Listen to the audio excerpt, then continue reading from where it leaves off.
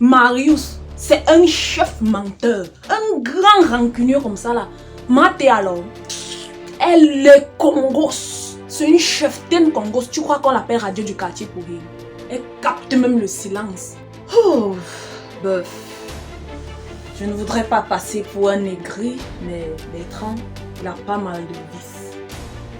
Il est assez glouton. Il est aussi pas mal calomnieux, hein. Ce gars. Coucou, j'espère et je crois et je confesse que tu vas bien.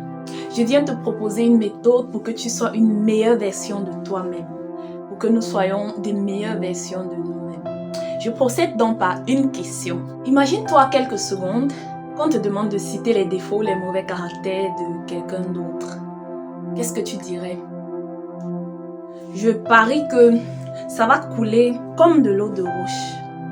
Mais si par contre, on te demande, cite tes propres défauts, vas-y, cite 5 maintenant. Là, je pense que on va tous commencer à se gratter la tête.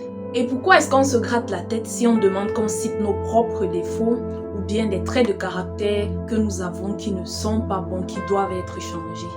Parce qu'on n'a pas l'habitude de porter un regard intérieur sur nous-mêmes.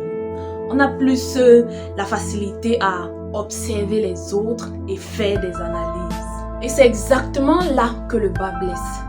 Ça, c'est un défi que nous devons relever, que tu dois relever. J'ai relevé pour toi et pour moi 2 pièges, uniquement 2, qui naissent du fait de l'absence de l'introspection. L'introspection, on ne va pas entrer dans les définitions, mais c'est faire une analyse intérieure, un questionnement, une inspection, une étude de ton être intérieur. Parce que les défauts qui s'expriment à l'extérieur prennent toujours leur origine dans l'intérieur, dans les pensées, dans les habitudes, dans ce qu'on regarde, etc. Si je te demande quelle était la dernière fois que tu as pris le temps de te questionner sur toi-même, de te demander personnellement quel est mon défaut, de te demander personnellement quel est le caractère que je dois améliorer pour être une meilleure personne, un meilleur enfant, un meilleur époux, une meilleure grand-mère, une meilleure mère, un meilleur père. Est-ce que tu donneras une réponse à ça? Maintenant, si je retourne et je te demande encore, quelle est la dernière fois que dans ton cœur tu t'es dit, la personne-ci me fatigue avec ce caractère-ci, avec ce caractère-ci, ou que tu t'es dit, on va même changer les gens comment? C'est pas possible ça. Je crois que ça va revenir très facilement. Honnêtement, j'avais prévu faire cette vidéo en mode, il faut changer, il faut changer. Mais, subitement... Nadine, Me voici, père. Prépare-moi un médicament pour soigner quelqu'un. Un médicament pour soigner quelqu'un? Oui. C'est compris, père. Mixture de poudre de clou de girofle, plus poudre de poivre noir, plus jus de bicarbonate. Gel d'aloe vera, jus de piment jaune, poudre de bitacola. Père, voici le médicament. Ça fait combien de temps tu n'as pas monté la garde spirituelle autour de mon peuple que je veux préserver? Je ne peux même plus compter le nombre de nuits où le voleur est venu dévorer et toi tu étais dans ton sommeil. N'en parlons plus du nombre de fois où l'un de tes frères a crié à cause de la maladie. Et malgré le nom de mon fils que je t'ai donné, tu es resté les bras croisés. Bois-le. Bois-le. Gagonne. Pardon, père. Galom Choussi. Va préparer un médicament maintenant. Mélange d'huile d'olive naturelle avec un peu d'huile de palmiste, un peu de gel d'huile d'orange, un peu de miel naturel.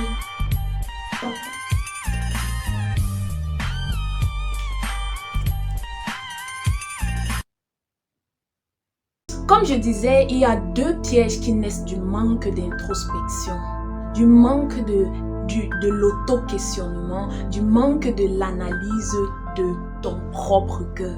Le premier piège, c'est le manque d'amour entre nous. Par conséquent, les divisions, les jalousies et les haines. Le deuxième, c'est l'autodestruction.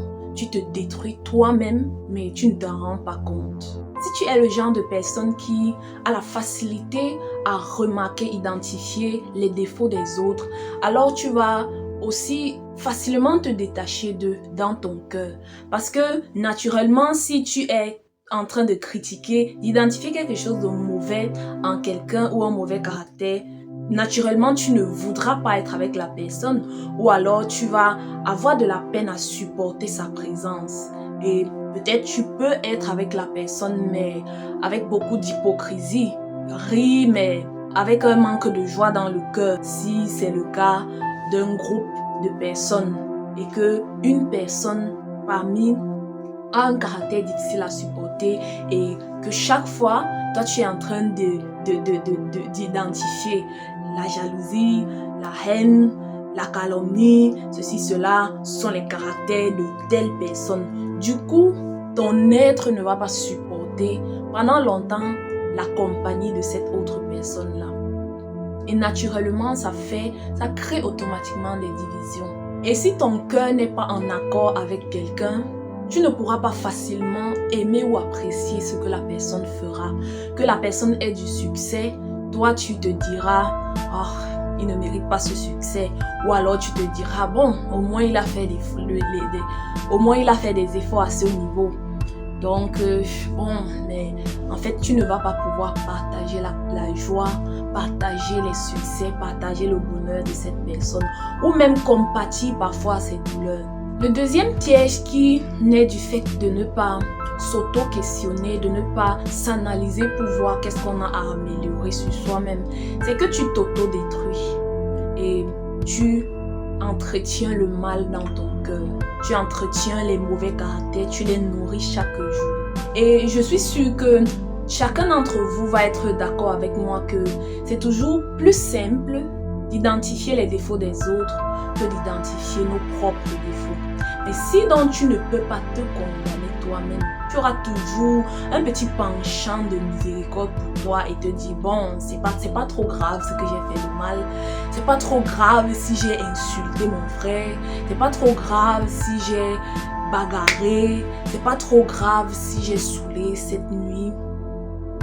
Mais par rapport à l'autre, on sera beaucoup plus emporté à condamner, à dire c'est pas possible ça, c'est pas possible ça. Il faut qu'on le condamne, on lui jette les pierres. Et la Bible dit dans Proverbes chapitre 4, verset 23, garde ton cœur plus que toute autre chose, car de lui vient les sources de la vie. Comment est-ce que tu fais pour garder ton cœur si tu ne le connais pas? Comment est-ce que tu fais pour garder ton cœur si tu ne lui accordes pas du temps? Comme on a dit tout à l'heure, ce n'est pas chose évidente que de s'auto-évaluer. Ça demande plus d'efforts spirituels, plus d'efforts même physiques. Comment donc je te propose de garder ton cœur plus que toute autre chose parce que de lui viennent les sources de la vie? Premièrement, ce que je te propose de faire maintenant, c'est de prononcer juste cette petite phrase avec moi. Parce que ce qu'on dit de la bouche est puissant, ça nous influence. Tu sais, chez moi au Cameroun, parmi les élèves ou les petits-enfants de l'école primaire, quand il y a un petit malentendu là, les camarades ou bien les copines ou les amis se disent « Je vais lui dire ces 4 vérités. Je vais lui dire ces 4 vérités. » Ça signifie quoi? Je vais lui dire ouvertement ce qu'elle est.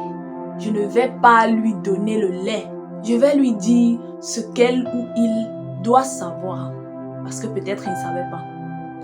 Donc, je te propose premièrement de te dire « Nadine, je vais me dire mes 4 vérités. » Nadine, je vais me dire mes 4 vérités. Tu peux le dire en utilisant ton prénom, ton nom, ce que tu préfères. Et ça ne signifie pas que ça doit seulement être 4 choses. Ça veut dire que dès le moment où tu te dis ça maintenant, de temps en temps, tu vas commencer à réfléchir, à revenir dans toi-même et te demander qu'est-ce que je sais de moi que peut-être les gens n'apprécient pas. Qu'est-ce qu'on a déjà eu à me reprocher un jour?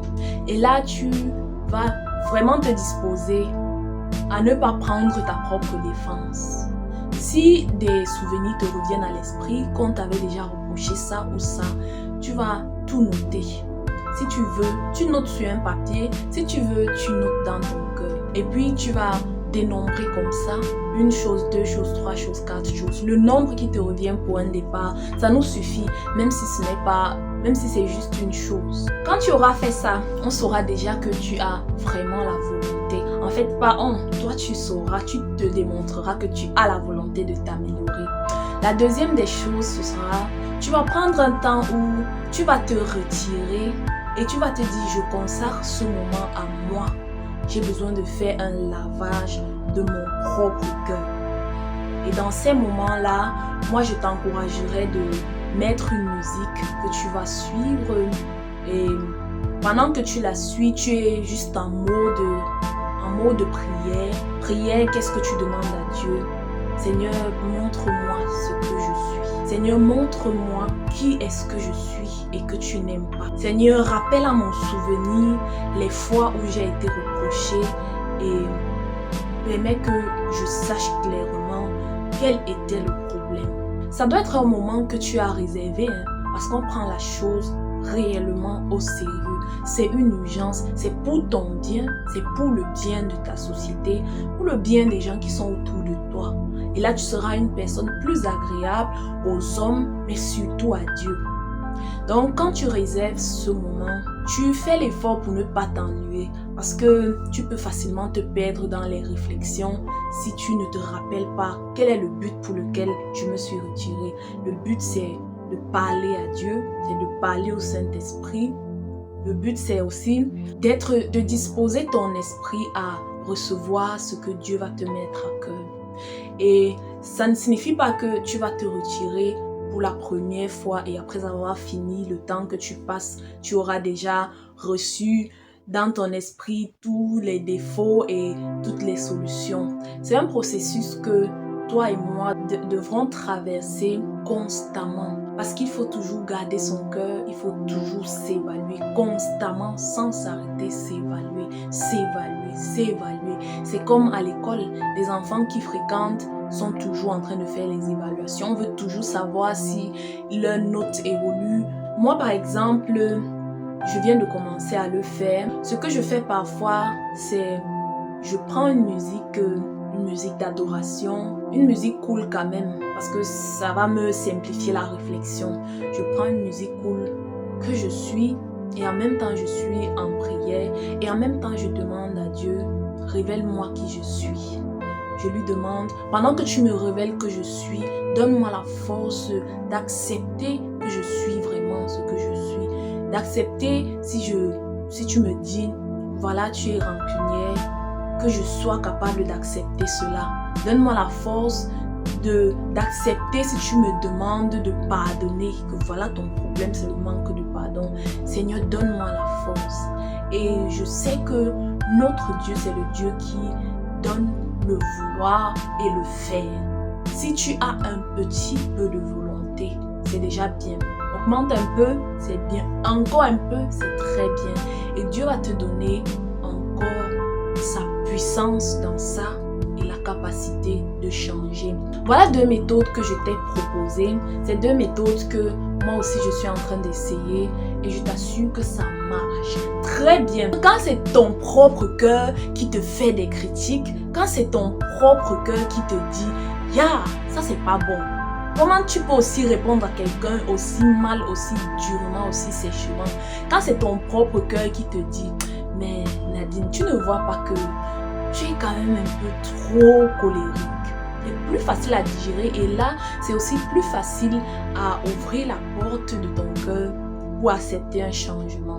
Et je sais que le Saint-Esprit est là pour te rendre capable non seulement d'identifier ces défauts que tu as, mais surtout de changer. Le même Dieu qui te dit « Garde ton cœur plus que toute autre chose, car de lui viennent les sources de la vie », ne peut pas manquer de te donner la capacité. Je prie et je déclare au nom de Jésus que notre Dieu, aujourd'hui, en ce moment même, te donne la volonté et te donne la capacité de t'améliorer, de t'évaluer, d'analyser, de fouiller dans ton cœur et surtout qui te donne la force de briser la glace du reniement. Cette glace qui viendra pour te dire non, c'est pas vrai, non, tu n'es pas mauvaise, non, tu n'es pas comme ça, non, tu n'es pas comme ça. Je brise cette glace dans ton cœur, dans mon cœur, au nom de Jésus-Christ et je déclare que nous devenons des meilleures versions de nous-mêmes au jour le jour par des petites pratiques, par des petits moments de consécration que nous prenons et que nous disons Seigneur, voici mon cœur. Je n'ai pas su le garder depuis et j'ai besoin que tu m'aides à le garder. Je n'ai pas su chasser, enlever la colère, identifier même cette colère depuis et j'ai besoin maintenant que par ton bras de paix, tu me donnes la capacité. Je suis prête à relâcher les personnes que j'avais enfermées par la rancune. Je suis prête à avoir une oreille ouverte et disponible, disposée pour les critiques. Je suis prête à m'étudier. Je suis prête à ce que tu me rendes meilleur pour la gloire de Dieu. Merci Seigneur. Tu nous appelles les villes construites sur la montagne et nous devons briller. Ce n'est pas parce que nous sommes chrétiens que nous n'avons pas de défauts ou alors que nous ne devons pas faire des auto-analyses. Ce n'est pas parce qu'on a fait une auto-analyse aujourd'hui qu'on n'aura pas besoin de la refaire demain ou après-demain.